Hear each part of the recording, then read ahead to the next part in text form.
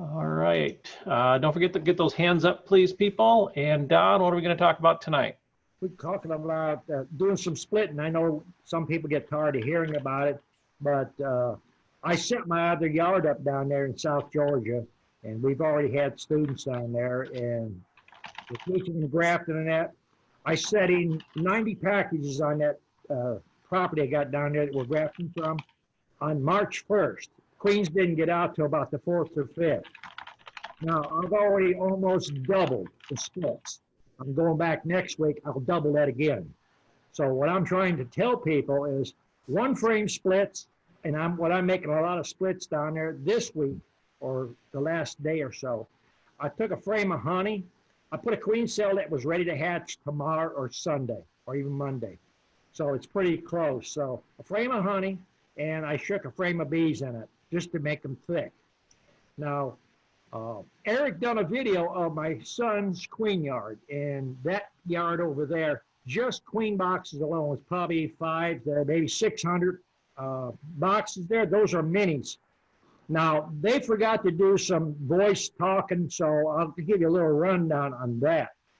We usually shake 2 or 3 3-pound packages into an 8-frame box with a screen on the bottom, and then we throw a little water on them, roll them around good where they're not flying, and it probably don't have more than about 5, maybe 10% sugar water added to it. And then we take a dipper, and we dip out 1 cup per newt. And then my son-in-law was dropping cells in after that. Then we had another fella down there. I don't know who all was working that day. That maybe Eric or his father or son was doing it.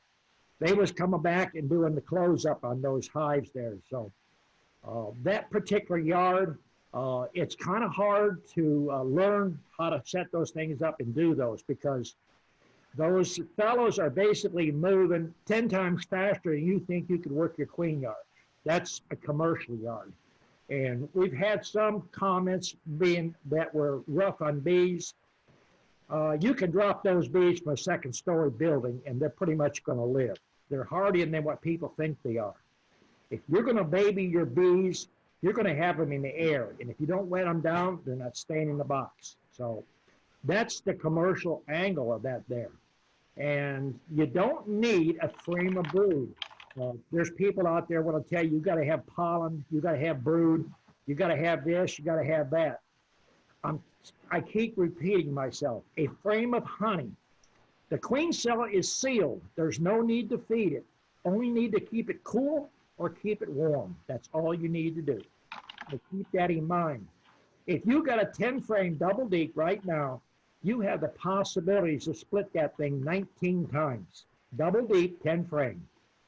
You leave the queen in the original box and take each frame out and put a queen cell with it. It has to be a right queen cell. If you let them make their own queen, which people call a walk-away, you're basically losing the first 16 to 18 days because that queen has to come out. And then if you did a half split, you're losing enough bees in that split to set up 50 queen boxes. That's what people don't realize. You don't have a guarantee that queen's going to get mated and come back. So you lose those bees. So in the commercial aspect, we play numbers rather than these people that want strong splits. Now, there's nothing wrong with that. If you're going to do honey in that, the smartest thing is invest in a mated queen, do a walk-away split half and half. Now you've got bees that are going to start reproducing fast. Your population is going to start increasing in 3 to 4 days. If you have to wait for that queen to mate and come out, and if you have weather that's fluctuating, you're going to have problems. So I'm going to leave it there, and right now there's too much things to ask questions on. So let's get the questions that you have on making splits, or if you want to make honey, we'll go that route. Okay, first up is David. Go ahead, David. Yeah, can you hear me? Yep. I hear you good.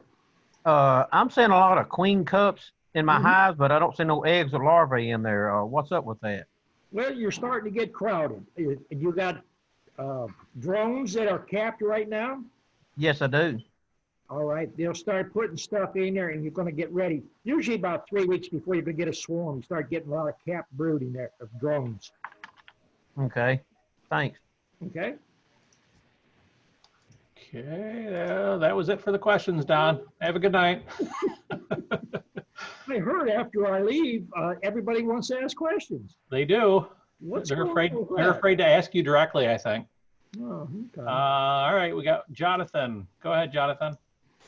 Hi, Don. Hey. A long-time follower of your YouTube videos, and I wanted to start out with saying thank you for all Okay. the hours and hours you've invested in educating everyone that comes after you. And I talked to you once on the phone, and you kind of changed me from doing honey in 10 frame, as I told you how older I was getting, to now doing 5 frame and raising bees. So I just wanted to start out before I ask my question with a big thank you. I know you're really, there's no one else out there like you, and I just really appreciate all that you do. Well, if I can get more people to pass the torch on and teach, I'm teaching basically the old ways. So I'm teaching you to be successful. I'm not trying to sell you anything. Yep. No, I appreciate that. My question, one of my questions tonight is, I used to use sugar, and I've found a supplier of 5-gallon 100% corn syrup. Mhm. And so I was going to ask, and I don't know if it's high fructose, it just says corn syrup on the label, but how would you recommend feeding it to draw wax? And then throughout the year, do you recommend feeding it straight? And then I live in Iowa, so it's pretty cool until we hit July and August, and didn't know if I needed to watch it for spoiling later in the year. Well, if it's corn syrup 55, if you can do the 42, it's not going to spoil. It'll spoil or ferment if you start cutting it down. You know, it's basically like, you know, if you're going to have a bouillon soup in the morning and your buddy's going to have steak and eggs, who's working longer? Mm-hmm. And if you're not building out comb and worrying about storing honey, I would go ahead and use it straight. Okay. You got to beef them up as fast as you can, because it's like when I was in Ohio. You got a window of about 3 months to get your gear going. So that's another reason I'm taking my time to steer people right, because I was steered wrong and cost me a year of mistakes. You know, when people give you the wrong information and then it doesn't work because they're funning with you and trying to play games with you, and then you don't realize it because you're a new beekeeper. So that's why I'm going out of my way to make people successful. Now, And right, you know, corn syrup will not ferment.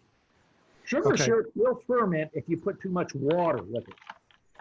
And I looked at your Honeybee Healthy recipe, and I sized it for 5-gallon, and I was just going to mix it directly in with the corn syrup. Any issues with that? Make sure it's mixed thoroughly. Okay. And Thank you. make sure that when you mix that Honeybee Healthy recipe up, that it's completely emulsified, so you don't get separation on it.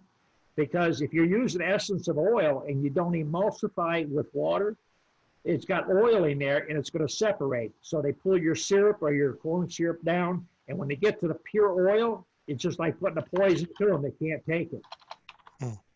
Okay. Thank you. Okay. And if you're emulsifying in a blender, don't use the wife's blender. Get your own blender, because it will ruin it. And rinse it out each time thoroughly.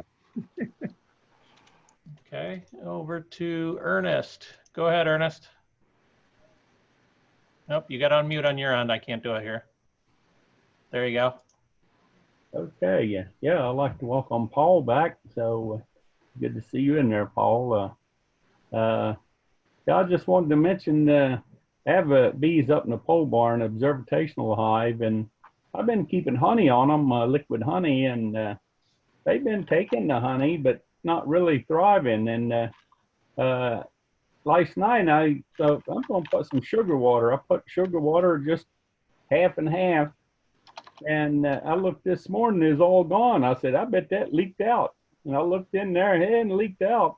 They'd used it. So I put another one on today, and before the day was over, it was gone. So that's telling me, although the weather isn't right up here, but I'm going to have to get out there and put some sugar water on those bees, because man, they're growing like crazy. Just that little bit, 2 days, and man, they got heat all down through there and raising brood, and it kind of surprised me, because I'm waiting till it gets a little bit warmer, and I guess don't need to wait. Need to get that sugar water on them now. Well, it depends on which way we're looking. If you're making bees or if you're trying to make honey. If you've got all your drawed comb in there and you got 3 frames of brood and you got a honey flow on, then you don't need to feed them. But I'm feeding mine all the time because, we will probably pull off honey and then feed it back to the bees to make more bees because I'm not in the honey business. Yeah, I just thought I'd mention that. So if anyone else debating where to feed them or not, now's the time. I'm in southern Pennsylvania, so we still getting some down to 30 degrees or below at night. So most of it's above that, but still it's where they'll actually cluster up. But I don't think it'll hurt them at this time. So. Now, I don't think you're going to get those really cold. As long as you got about 3 frames of brood in there, you're going to have enough heat that you're not going to get no freeze outs. How's this working out with you with the coronavirus? Is people still coming, or is that? They're still coming, and so far, I'm alive. Yeah. Well, we want to keep you alive I heard too. of something on TV. I don't know if I'll pass it on, but they're using a malaria drug as experimental for that virus. I have leg cramps, so I take tonic water, which has quinine in it. And years ago, that was used for treating malaria. So I'm hoping I'm building my immunity up to it. But we'll see. Okay, that's all I have for now. Thank you. Okay. Okay, over to Paul. Go ahead, Paul. Welcome back. Thanks. Hey, Don. Hey. Well, so far I got 20 out of 37 that made it through the winter. Good. I was just wondering, can I leave those dead outs? If I clean them up, can I leave them out there? Do I have to worry about? I don't have to worry about wax moth or nothing like that, right? Well, the old way, or the old beekeepers, they have a philosophy. When you worry about wax moth is when the last green leaf falls off the tree and when you see the first new green leaves. That's the period when you're going to see most of your activity for wax moths. But if you open it up and let the air to it and the sunlight, it'll retard that. And I give your contact information to about 4 people that are experimenting or want to find out about Ross rounds, and they're very debatable whether it's going to work in that. And I says, you're the man. I give you the information, and it worked. Oh yeah, I'll vouch for that. Buy Don's Ross round plans for the supers and throw them on a 5-frame nuke, and you won't be sorry. It's taking honey that you're, let's say the worst honey you can think of, goldenrod or whatever you don't like. You put it in Ross rounds, and now you're getting from $2 a pound honey to 25. Yep, I'm selling them for 20. Yeah, see, the market, on your health food stores, they're paying a premium. So it's something to think about if you're going to make honey, If you're going to start slinging honey like most people do, you've got too much competition that's undercutting you. You've got the Chinese market. So those are the things that you're fighting. Your neighbor cuts the price down $3 and you want to stay in business. You cut yours down $1, pretty soon you're not making money. But there's no competition in Ross rounds or cut comb or even comb honey itself. And if you're going to do honey, you're going to have people that want to buy a whole frame of honey. We get $100 a frame for honey that's capped. So that's a market you might think about too, if you're going to do honey. Yeah, most definitely. And like I said too in the other chats there, the hog half comb, I'm staying away from them this year. That's, you waste. You probably remember me telling you, it's not like Ross rounds, and I'm not putting a plug in for the company, but hog halves, if you cut the center out of good comb, you cannot reuse it. Yeah. Ross rounds has the advantage you can pull 1 or 2 frames out of the middle, add your other ones back, and you're back in business. And you can do it in a van. You don't need a honey house or any of that other stuff. So And not only that, the bees still build burr comb on those plastic containers, which, Mhm. you got to clean up. You're wasting time doing that. Right. Your Ross rounds, you put your bottom cover on, your top cover, you pick your best side, and and that's it. You're done. Anything else, Paul? Yeah, I'm down in my basement. A matter of fact, if somebody wants to see those Ross rounds, If you're going to get into producing Ross rounds, I would suggest buy your stuff bulk. Don't buy a Ross round kit. You're wasting your money on a box. See that there? He built that box himself. You're saving probably $20 just on that. And if you buy the bulk frames, they come about 20 frames to a carton. They're like $1.20 a frame. If you buy them in a kit, it's going to cost you about I think it's 42 or 48 a kit per super. I'm all about teaching to be cheap like me. There they are. And you have to do the paper around the outside of that, Paul? what was that? You have to do paper around the outside of those, or? No, you put a sheet of cut comb, a sheet of foundation in here. You could use cut comb, or you could take cut comb and cut 2 slices or 3 slices off it and put a starter strip in there, and they will really go to town on that. Okay. You don't even think you'd have to put a full sheet in there, Don? No, you don't. Well, did I tell you wrong last time? I'm telling you how to take a sheet and make it go 4 times farther. There's a cheap way to do it. Don's going to find it for you. All right. Anything else, Paul? No, that's it. Just want to say glad to be back. So We're glad to see you. can't wait for the season to get underway. All right. Sounds good. Thanks. All right. Over to Rayna. Go ahead, Rayna. Hey, I have a couple of questions. So what did Paul just say about the Ross rounds? 4-frame box or a 5-frame box? 5-frame box. Okay. If you see the 5-frame box, he just said he's getting $20 a unit. Yep. 20 units in there. Figure that up now. Yep. I actually ordered, quite a few Ross round supplies, so I'll be trying that this year.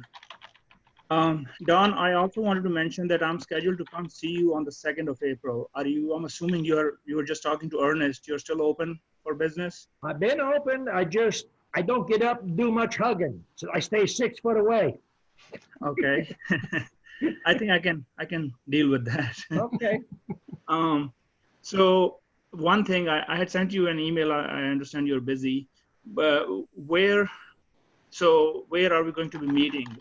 Are we meeting? We're going to be doing Thursdays, Fridays, and Saturdays down there at my place in South Georgia. Okay. Monday, Tuesday, and Wednesday, I'm usually up here. Okay. So I'll be down there because I'll be coming to see you on Friday, Okay. Thursday, Friday, and Saturday.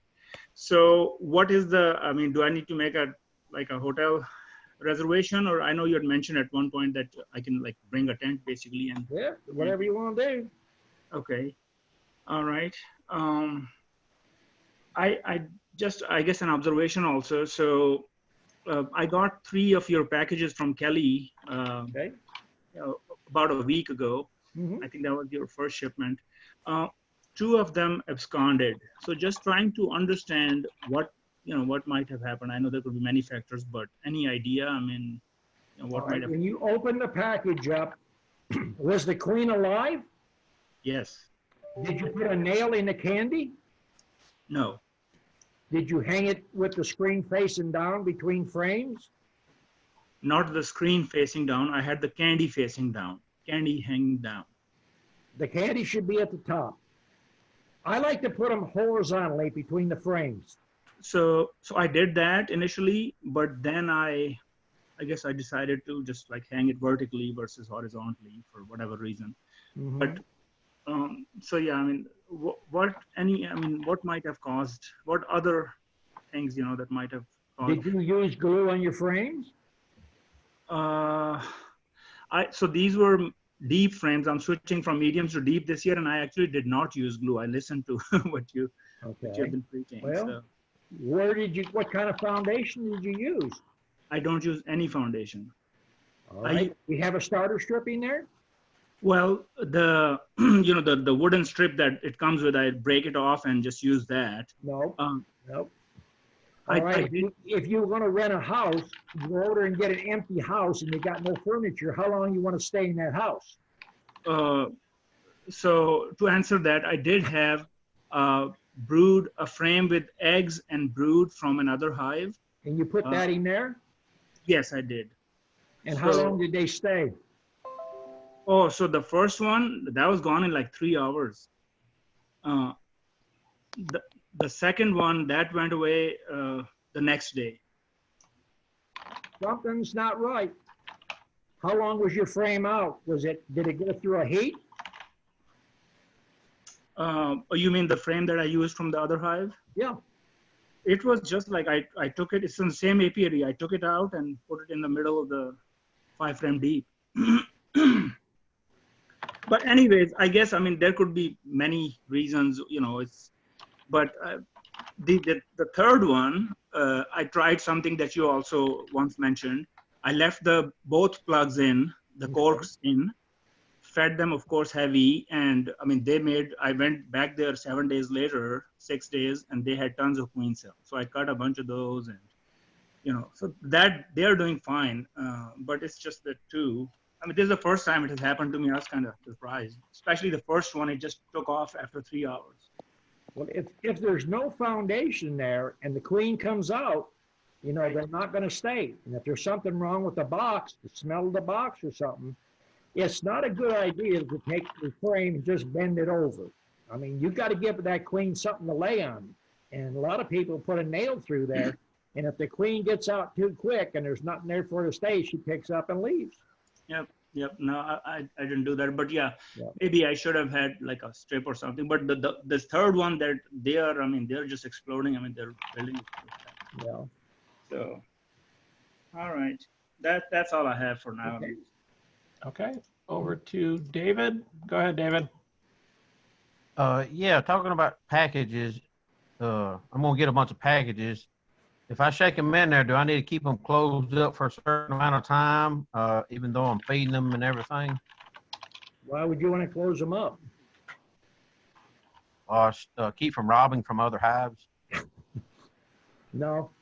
I just mentioned when we opened up on the show that I just dumped 90 packages in, down the rows. Okay. I didn't close them up. You got right now, it was 93 or 94 today. You close them up in about 3 hours, you're going to have dead bees in the bottom. They can't breathe. There's no circulation of air in them. Okay. All right. Thanks. You have to feed the bees, so put feed on them. Yeah, I usually do a 3 or a 4 to 1 all the time. 4 to 1 what? Sugar or yeah, water? Sugar. Oh, okay. You got packages ordered yet? Yeah, I've got them ordered. I was supposed to pick them up this weekend from Steve down there, but got canceled for whatever reason. But we have to schedule another date. We buy packages for a lot of our students, and the one student is afraid he's going to get some virus, so he shut us off for this week. We're supposed to go back next week, so we're running 1 week behind right now. Yeah. Okay. This virus has got people really worried. Another one of my students had a kidney transplant 2 years ago, and he's at a high risk, and he wanted to come down, and he's already been there once for grafting, and he said he doesn't want to take a chance. So we're going to fight that stuff for a while yet. So that's why I'm saying stay 6 foot away, come down, we'll teach you what we can teach you. Yeah, I'm scheduled to come down in May, a couple of weeks to take your course. All right. So hopefully by then, maybe things will be kind of straightened out. Now, you might want to talk to Eric and Victor. They come down and did graft, and they had a pretty good take on their stuff. You might want to check on buying your grafting tools, maybe a couple Chinese, try the steel ones, get you a selection. It's going to find out what works best for you. Okay, all right, I sure will. Okay. You want to say anything about that, Eric? See how easy it is, grafted? Oh yeah, it works real well. Yeah, we brought some tools. We brought some the Chinese grafting tools, and we talked to Jerry, and he did a fantastic job teaching us, and he's done it a bunch, and he is he's super nice, just wants to help you. So it was a really good time down there. Don's got a really good setup. You can build astounding numbers if you just listen to 10% what I'm trying to teach you. Because when I go, there's no one taking my place. I mean, I'm trying to get other beekeepers to teach the old ways. Everybody wants to do the new, quick, and fast way. Okay, we will take it over to Tracy. Go ahead, Tracy. Yeah, this is David and Tracy. We're on the west side of Houston. Can you hear us okay? Yep. Okay, great. Hey, just a little bit of background for us. We've been beekeeping for about 10 years, but just recently retired and just starting to get into full time and excited about it. And we've been doing some markets for a while. Now we're going to switch focus on raising and selling bees. And we got 30 packages last week from Kelly and about 20 queens. And so we've converted our genetics and all of the packages took, and that's all great. So really excited about that. I guess my question. Are you doing the 10 frame stuff? Or are you running 8s, or are you running a combination 5 and 8s? We're running mostly 8s. I converted all my 10 frame boxes to 8s over the winter time, and then we got nukes, 5 frame nukes that we're doing splits in. Okay. So that's mostly our configuration, and all from your guidance. So thanks for that for the past 5 years, but it's been great. And I guess a couple things. We're coming to see you, planning to the week after next. Okay. I guess it's Lula is where it is. Yeah. And so if you're going to get grafted, right now, my yard where I live right now, we hardly have any bees. I sell bees here until the 30th of November. If somebody walks in and wants to buy most of my stock or most of my 5 frames, it's gone. That's why I'm building my yard up in South Georgia, because that's 4 to 5 weeks season-wise ahead of where I'm at here. So I got to restock this yard. You're going to have a better exposure if you come down there, or wait a little bit. Oh, okay. That might be a better idea. It's a good idea. And then it might be good for the resource to talk to, that he'll tell you cannot get enough bees out there to sell. Yeah. Did he tell you his orders 2,000 queens right now for this cup this year now? Yeah, we're really excited about it, Don, and just having followed you for 5 years for us, it's been pretty much chomping at the bit to get retired and get onto this full time and really get into the quality of bees and genetics you got. So we're really excited about that. I guess I wanted to ask a question about grafting. So I've done it just maybe 4 or 5 times, not very much, so I need practice. But my top bar almost always takes maybe 80% of the time, the middle bar half, and then the bottom bar nothing. And it's really done with in the sequence. The top is the first, middle second, bottom is the last, and I keep them covered. And I grafted Chinese, and they're all dry grafts. So that's an old wives' tale. If you got good take on the top, I try to reason everything out common sense. Where's heat go in a box? Heat, or in a house. Where's the heat go? Oh, it goes up. Yeah. It goes up, right? Okay. No. Yeah. You say you had good take at the top? Yes. All right. The next question is, you didn't have enough bees in that box. That's what I wondered. Yeah. Yeah. Okay. See, there's a reason for everything, and if you just tell me some of the symptoms, I tell you what happened. If you're are you using a 5 frame box to graft into? Yeah, I use a starter 5 frame nuke box. And how many bees you have in it? Well, I shake about 3 frames in, 3 deep frames. You know what a 3-pound package looks like? Yeah. Put 3 in there, set your bar, then put 2 more packages on top of that. Okay. Oh, okay. Well, Wow. Okay. Now there it you get is. heat. Yeah. You get good take. Awesome. Thank you. Thanks very much. Okay. Okay, over to Jonathan again. Go ahead, Jonathan. Thank you. Hey, Don, on dead outs in the wintertime, coming out of winter, I had some and got some white mold on parts of the frame where some bees had died. My question is it all right just to cut that section out and then just reuse the rest of the frame? It's got bee bread, some a little bit of capped honey still left, but just wondered what you did with any kind of mold like How that many you get hives you from. have? I normally run under 2 dozen. Well, you could, if you got a good strong hive, take 1 and put it in the center. If it's a good strong hive, and they'll clean it up. I wouldn't go any more than 2 frames. If the comb is stretched, distorted, or a lot of drone comb, that I cut it out and bleach the frame. Okay. It was newly drawn comb, but hive just ran out of, and I was so cold this winter I couldn't get into them to give them anything extra. So yeah, I had it dead out, and I just didn't know what you recommended on those frames with a little bit of mold. The mold basically is not going to hurt them. If you was a brand new beekeeper, I would say just start over, put new comb, new wax and stuff in. But on a commercial aspect, and that's what we deal with mostly. I'm probably the only one around that's teaching people from a backyard situation into making a living at it. So in a commercial yard, we could put as many as 2 double deep.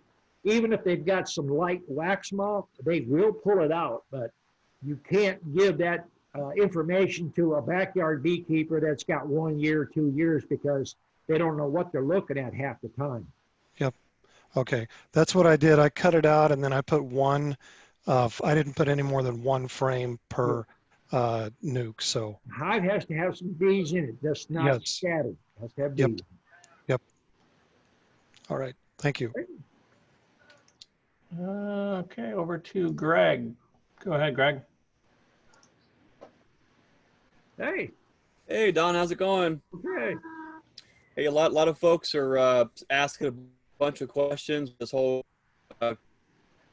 and support and orders and all that. So I know I've already reached out to all of our customers to let them know, but I guess if folks who are listening and they're still thinking about ordering bees, we still have a couple packages left at nature'simagefarm.com. They're Don's bees. We're still so far on track with that. We're cleared to travel and go through all the states, be in agriculture. So we're good to go there. So folks don't have to kind of relax a little bit on that, not worry so much about that. Of course, like any other essential business, it is transporting. We're all going to be, playing by the rules with, gloves and respirators and 6-foot distance and all those kind of things too. So anyone who is still on the fence and they do want to order, we still have some left. We're going to take all the health precautions to keep us and everyone safe as well, to make sure everyone gets those bees. I think a lot of folks are going to see, if they don't already understand the value of bees or bee star, I think unfortunately it takes little hiccups like this to folks to really kind of focus on the food system and bees and things like that. So there's an opportunity there for all of us beekeepers to also reach out to a lot of new folks who are going to be interested in propolis and honey, starting off their own bees and things like that. So I think there's going to be a lot of opportunities to help folks to kind of raise some awareness there with the honeybees there. But Don, you have a great YouTube channel with tons of videos on everything under the sun when it comes to bees. But a lot of folks, if they're listening to this YouTube chat, they would probably be interested to hear if you could walk them through the installation of a package. Well, actually, I've got 3 or 4 videos, and I've got one in normal, fairly warm weather. And then if you've ordered packages and it turns really cold on you, there's several ways to install those packages. Now, if it's going to be really cold in states up north and you've ordered your packages, and you have to pay a stiff cancellation fee for some reason, and you have to put them in, that's where I explain how to lay the queen cage 90 degrees across the top of the frame. Whereas in warmer weather, we put it between the frame. Now you got to realize the distance between the two frames, you can only get so many bees around that cage. So if your temperature drops, you're limited to the amount of bees, especially if it's drawed comb. Now, if you put it 90 degrees across the top, those bees will actually mound up like a big ball on top of that queen and keep her warm. So I think there's 4 different videos that I've put up just on that subject alone. I mean, I probably could do another 10 on it, you know. And I'm not a fan of top bar hives. And most of the time, if people tell me they're putting them in a top bar hive, I will send them someplace else because you usually get a 90% comeback. It's like Rayna said, they leave and there's nothing there. There's no comb, there's no nothing. There's not even ways to feed them. If you're opening feed them, they're only going to get a percentage of it. So you got 9 strikes against you. So, I mean, you have to go the route you want. I just learned not to take a lot more beatings than I have to. And they blame it on the beekeeper. It's the beekeeper's fault because they didn't stay in that box. That's like saying if you died, it's your fault because you didn't go to the store and buy groceries. Right. Well, last year you gave us a real good tip installing up north here. You know, everyone, you know, says the same thing about their own home state, that the weather's wacky and just give it an hour and the weather changes. But when you get up north of the Ohio River and up the northeast, the Ohio Valley thing is so wacky. But you gave us a really good tip last year of trying out shaker boxes, putting those boxes on top, which is just an empty super or an empty deep box over the top of your hive. It really saved our bacon last year because we literally, by the time we got home from the bee run to install our packages, it was already dark and it was starting to rain. But you know, if you have that many packages to put in, you don't wait till it's nice out. You have to do it when you have to do it. So when we put that empty box over top of the box with the frames, literally just put the queen inside and then just shook some of the bees in, put the package back in, put the box over top, put the lid, put a feeder, and then left them alone. Came back 2 days later, they had already come out of the package, worked their way down to the frames. And what was nice about that is there's no bees flying up to try to rehome themselves in the middle of the night. Everything is contained. They're all in the box. They're way more peaceful than if you're having to shake them and they're flying. They're all you know busting you in the face and all that. So that one little, you know, like anything, and we've said it over and over and over again. Whenever you say something, it's a tip you put in the back pocket and you pull it out later when you need it. But that trip or that little tip there, you know, that saves you more than $20 each time because it literally makes everything go really smooth. So if folks are up north, I know bee packages are being delivered and installed as early as right now up north here, and the weather's turning sour in a hurry. It's flooding, super cold. That shaker box, if you have the extra boxes, it really makes a huge difference. So keep that in mind. So thanks for that tip again, Don. That's what I'm here to do. Try every time to put more tips out there. Okay, let's see, no hands up, so we'll go to a web question. Clay wants to know, if you had the drawn comb and queen cells, could you take a 2-pound package and split it into 10 mini nukes and a 5-frame nuke if fed well? We are doing, well, Eric is probably going to be able to comment more on that, and I think Victor was doing the videotaping. We took 2, I think, 3-pound packages. We dumped them into the box that I was talking about, and my son-in-law was going along and dipping them out. So 3 packages set up probably 70 those queen boxes. Does that sound about right, Eric? You was probably there filming too, wasn't you? Yeah, we saw how many boxes did he have? 10 on that frame, on that hive stand? I think something like that. And that was out of a 3-pound package. So yeah, it was basically that size of that. What do you have, like a 2-cup scoop, I think is what he was using. Not an 8-ounce cup. Okay. Yeah, it worked real well. They stayed right down there, and then you wait just a little bit and let the box calm down and let them start warming up a little bit, and they clean each other up, and then go in there and install that queen cell that's within a day of hatching. So. See, that's why when we teach, we try to do like teams of threes. One drops the queen or the cup of bees in. The next one comes in and actually puts the cell in. We got one that does the closing. Or if you've been doing this for a while, one is in the queen yard, catching queens, flips the lid upside down. The next one drops a cup of bees in, puts a new ripe cell in. That got the close comes behind that. So you basically, 2 people run 1,000 hives in about 2 hours. You're moving, not 2 queens an hour. Is that right, Eric? Yes, sir. They moving. Nice. It's an experience, that's for sure. Don South Yard, it'll teach you what they really do in a commercial yard, that's for sure. Okay. Don, can you talk about your small cell bees? Yeah, the small cell, I went to that back in probably the late 80s, early 90s, because people was treating for trachea mites. Now, if you use a 4.9 cell size, the bees are actually smaller. So if you're looking at standard size bees and look at mine look a whole lot smaller. So if you've got a smaller bee, the trachea is smaller. Therefore, you're not treating for trachea mites. We haven't treated for trachea mites since probably 88 or maybe 87. It's impossible.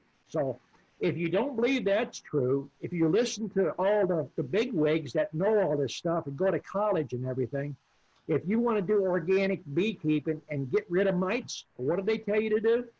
Put drone comb in there and freeze it. So that's trying to tell you the mites prefer a larger cell. So it's just another way to do this beekeeping. So the small cell will help the varroa mites as well as tracheal mites? Well, you won't have trachea mites, but the varroa mite is less likely. They're going to reproduce, but they're less likely. Also, per frame, the bees are smaller, so you're averaging about 22% more bees per frame. So that's other things to think about. Okay, and all your rollers, those are small cell, obviously? I don't buy nothing but small cell. Okay. I mean, when I first did it, I thought to myself, boy, I waste money. But after 90 days, I seen a terrific difference. So I've been buying and selling mills ever since, you know. And actually, I don't promote small cell because I get tired of arguing with naysayers that this don't work, that don't work. So do what you want to do. You know, if you want to do no treatment, no nothing, come see me every year. We'll save you more bees. Okay, on to Jay Gilmer. Go ahead, Jay.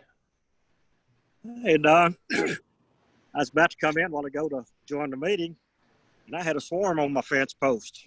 So I thought I'd show it to you. Yeah. Go through it and see how many queens you got. Well, get off the chat. It's Go get them in a hard box, to see Jay. I'm trying to get them in. I've got a double box, and they pretty well filled it up with the swarm.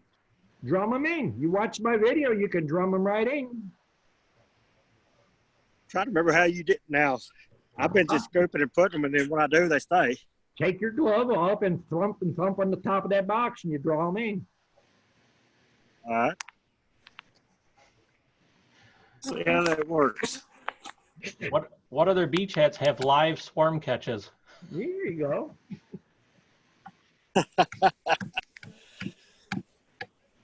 Well, they're coming up the ladder. Yeah, they seem to like your phone. They were doing a better job. Do what? You see them on the phone? They said they like your phone, it looks like. Oh, yeah. Oh. Anyway, I don't know how much time you want to stay with it, but I thought it was interesting. Well, check back with us if you get them all in the box. Okay. I tell you what, I'm going to walk over and show you some bad beekeeping. Uh-oh. Go ahead, and I'll tell you when I get there. Okay. All over to Greg. Go ahead, Greg, with the new background. Oh, look at that. High dollar stuff. Yeah, Big Luscious just taught me a trick there while we were talking there. That's pretty cool there. Except mine's backwards, doesn't look as cool as his. But I was just talking about the small cell. Is, you know, Don doesn't really promote that, and it's hugely argumentative with a lot of folks. And but there's if you run them, I think a lot of folks see the benefit. Folks who don't run small cell, sometimes they get concerned with, well, if I'm running large cell, can I still run the small cell bees? And Don will say it all over and over again too. The small cell bees, they'll do fine on larger cell. You try to take a larger cell bee and put them immediately on a small cell foundation. That's where you have the problems. So folks that are buying packages and all their equipment is standard cell, you know, 5.1, 5.2, the small cell package will do just fine. There's no problem there. And then I think with any bee, if you give them natural comb, they'll draw what they want to anyways. And most of the time it's smaller. But we've been running Don's bees now for, oh shoot, I couldn't even remember, at least 3, maybe 4 years now. And I measure them just because, and they still run true 4.9. Sometimes they'll run just a hair smaller than that even. So, there's, you know, whether or not there's it's definitely not going to be a silver bullet for you. But there just definitely seems to be something about them. There seems to be more bees per frame, more bees per box. So, yes, we definitely enjoy them. Yep. Okay, over to Tracy and David again. Go ahead, guys. Hey, just a quick question, Don. Is there a relationship there? A relationship of what? Between the size of the mated queen and her productivity? Not in the queen, but in the worker cells, yeah. Okay. I see different sizes of queens, of course, that we have, and sometimes the bigger, fatter ones looks like they lay more than the smaller, you know, queens. I don't think that has anything to do with the size of the queen, how well they lay. It's just one that's laying a lot more is going to have more eggs in there, but okay, it shouldn't have that much to do with it. Okay. Thank you. Mm-hmm. Okay, over to Paul. Go ahead, Paul. So Don, if I have some small cell foundation, can you mix and match? Does it matter? Or does it all have to be small cell? Why not? It'll all eventually get small cell if you're going to keep on using it. Yeah. I mean, if you're going to put larger cell in cut comb, it ain't going to make no difference. It's out of the brood chamber. Yeah. But I'm just saying, because I have some, you know, the plastic foundation. Yeah. Mm-hmm. So, I would but suggest putting a frame of that on the outside if you're trying to use it up or get rid of it. That way they're going to put honey in it, and it doesn't really matter. Mm-hmm. Yeah, that's what we do is we rotate a comb that's stretched out or it has too much drone comb. We put it to the outside of the box, and we fill it honey. We set it out and let them rub it out. And then we melt it down and put a new sheeting. Yeah, that's a good point. Mm-hmm. All right, thanks. Okay. Okay, over to Ernest. Go ahead, Ernest. Yeah, I'm always reluctant to sell bees before I know I've made it through the winter, but I started with 54 hives and I've got 50. So one of them just left. There wasn't no bees in the bottom, nothing. So I don't know what happened there. Another one was a beekeeping error. I was feeding them, I thought, and I didn't have the frames properly in the second box. So they were down below and I was feeding on top, fondant. So that was my error. And the other two got too small. They're just too small to keep herself warm. So I lost 4 over the winter, but I do have bees for sale, and due to the price of sugar and things going up, I want to sell some. So you see my email up there, ernestblevins@gmail.com, and and I'll sell you some nukes, and they're from Don's Bees, and I have Carnolian bees, and very calm, easy to work with. So if anyone's interested in nukes, I'd like to move a few so I don't have so many to feed this year. So appreciate that, Don. Thank you. Okay.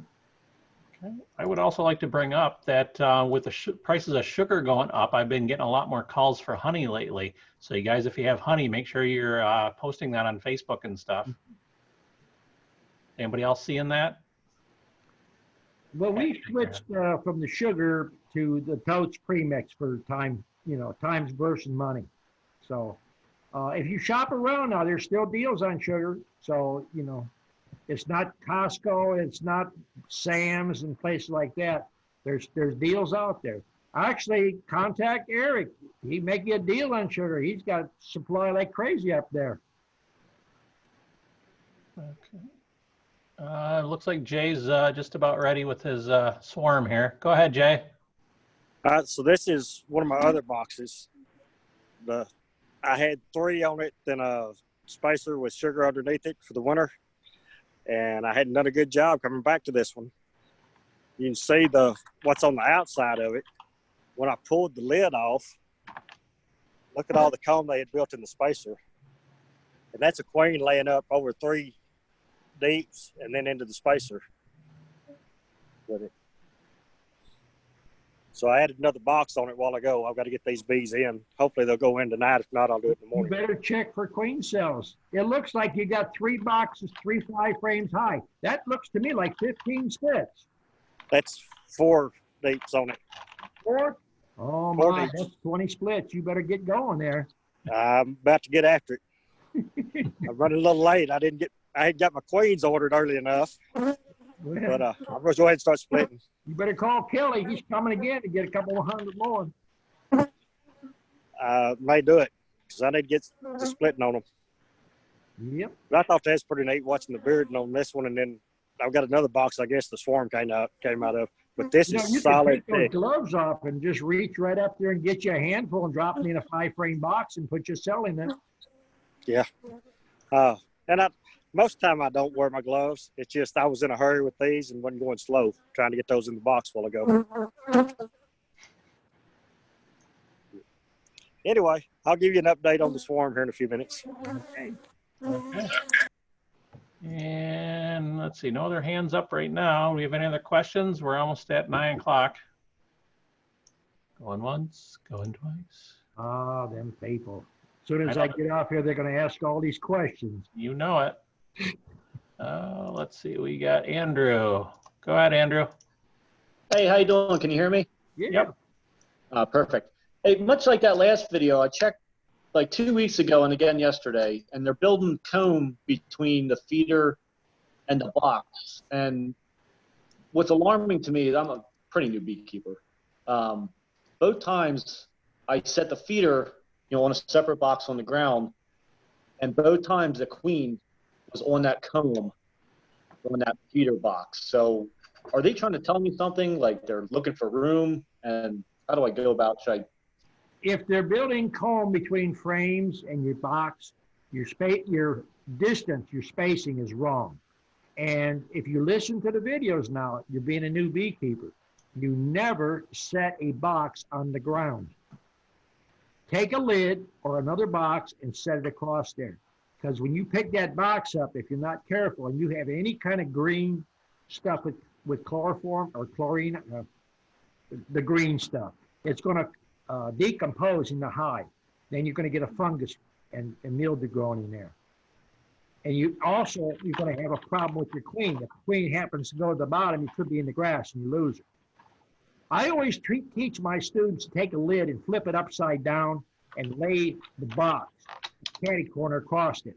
If you set it down in the lid the way it fits, you might scorch a queen that's on the bottom of your frame. But whenever you get that comb that they build between one box and another, or a spacer, there's spacing between the top bar and whatever you're putting above them is wrong. Yeah, I guess I'm Yeah, I had a feeder rim on there because it's still from the sugar cakes from the winter. We're still kind of coming out of winter and early part of spring. So Okay. I got to take that. What I did was I took that feeder rim out. So that feeder is now on top of the frames. Okay. Yeah, just to clarify. Yeah, I had the feeder was on a box that was on the ground. So I didn't. Okay. kind I thought I'd make that point so that you don't transfer, you know, dirt and junk like that. It kind of made me nervous because they even just having that queen hovering about, you know, above the ground there, I didn't like that. So I put a new box on, but what I did was, you know, it's a 5-frame nuke, and I put the brood. I didn't separate the brood, but I put the brood on the top and one on the bottom. And then, is that the proper way, or should I just put all empty frames on the bottom, on the front? What was you trying to do? Checkerboard? Was you increasing? What was you trying to do? Draw a cone? I put on a second box. You wanted to put a second box on? I'm sorry? You wanted to put a second box? Yes, to give them a little more room. Same size box, deep or? Yes. Okay. Well, if you had a box that was good and full, probably the best thing would have been is to checkerboard them. Okay. Every other one put new cone or new foundation, and then put a frame on each side of it to draw it out. That way, if you're feeding them on top, they're going to draw it out super fast and lay it up. Right. I was a little nervous to do that because we're still getting nighttime temperatures in the like high 30s, low 40s. Where do you live? Pennsylvania, near Ernest. If you got that much bees that's crowded, checkerboarding, I think you're still fairly safe. Okay. All right. Next go around, I'll look and see how they're doing. You know, beekeeping is a learning thing, so you've got to practice it and look at it. I'm learning by a lot of mistakes. Well, I'm here to save you as much as you possibly can. All right. It's appreciated. Okay. Okay, I got no other hands up, so I'm going to call it. We're at 9 o'clock according to my clock. So if anyone wants to stick around for the after chat, Don's going to leave, then you're all going to have questions. Okay, if everybody can sit down and think about what problems you might have, what you want to ask on the next chat, you know, write it down, and then you can remember what you want to ask. Okay, thank you, Don. Thank you, everyone. We'll see you all in 2 weeks. All Be right. safe out there. Thanks for watching. Appreciate you watching. Bye.